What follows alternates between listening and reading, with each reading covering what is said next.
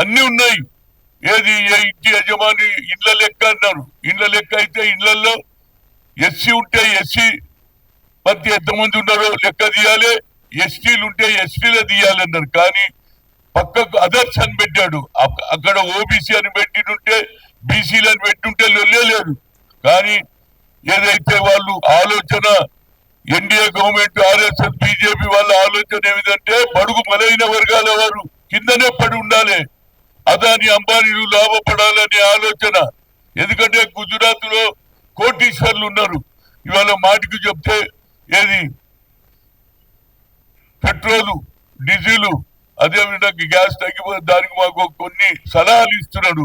ఎక్కువ ఖర్చు చేయొద్దు, నడిచిపోండి, పెట్రోల్లో పోండి, పోతే ఒక్కరు పోకుండా ఇద్దరిని తీసుకొని పోండి.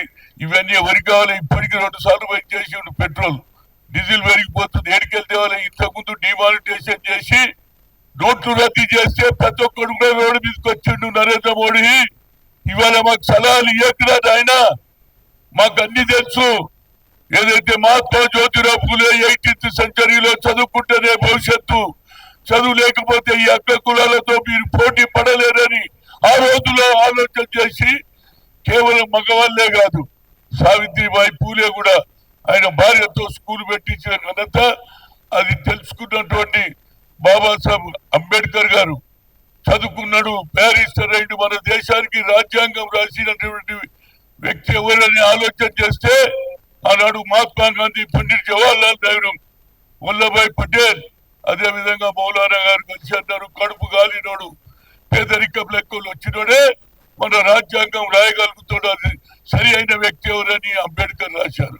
ఇలా అంబేద్కర్ రాసిన రాజ్యాంగాన్ని కూడా తొక్కేయాలని, పక్కకు పెట్టాలని, దానికి మా రాహుల్ గాంధీ గారు ఎక్కడికి పోయినా ఏది భగవద్గీత లాగా కాన్స్టిట్యూషన్ బుక్ తీసుకొని తిరుగుతున్నాడు. ఇవాళ సూర్యకాంత్ గారు ఏది చీఫ్ జస్టిస్ ఆఫ్ ఇండియా ఒక మంచి నిర్ణయం తీసుకున్నాడు. ఆయన ఒక్కటే అంటున్నాడు, కులగణలో జనగణలో కులగణ లేకుంటే అభివృద్ధి ఎట్లా జరుగుతుంది? మీ సంక్షేమ కార్యక్రమాలు చేయాలంటే పేదలు తెలుసుకొని చేయాలి కదా, వారి సంఖ్య తెలియకుంటే ఇది న్యాయం కాదు. కనుక ఇవాళ నేను నిర్ణయం తీసుకున్నాం, ఈ జనగణలో కులగణ జరగాల్సిందే, ఏ కోర్టు కూడా దీనికి అడ్డం పడవద్దని చెప్పిన కనుక ఇలాని హిస్టారికల్ నిర్ణయం తీసుకున్నటువంటి చీఫ్ జస్టిస్ కు, జ్యుడిషియరీకు నా ఉదయపూర్వక ధన్యవాదాలు. ఇవాళ మేము ఎన్నో ఏంటో కళలు చూస్తున్నాము, మా గురించి పట్టించుకునేటోడే లేడా, మాకు న్యాయం జరుగుతుందా అని ఆవేదనలో ఉన్నప్పుడు ఇవాళ జ్యుడిషియరీ కూడా రాజకీయంగా వాళ్ళు మమ్మల్ని దెబ్బ కొట్టాలని చూశారు ఆర్ఎస్ఎస్ బీజేపీ.